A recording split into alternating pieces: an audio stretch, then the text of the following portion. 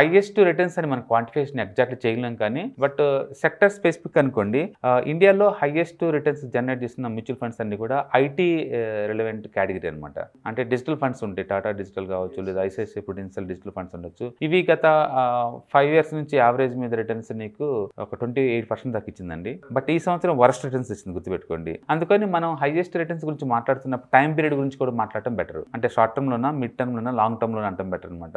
Usual గా large caps అయితే 12% వస్తాయి average income long term point of లో, అండ్ స్మాల్ క్యాప్స్ అయితేనేమో 20 దాకా వస్తాయి లాంగ్ టర్మ్ పాయింట్ ఆఫ్ లో. అది కూడా depending upon the fund manager efficiency అనమాట. బట్ నేను జనరల్ గా చెప్తున్నాను. అండ్ టెక్నాలజీ వైజ్ అయితే నీకు యావరేజ్ మీద మనం 20% ఎక్స్పెక్ట్ చేయొచ్చు.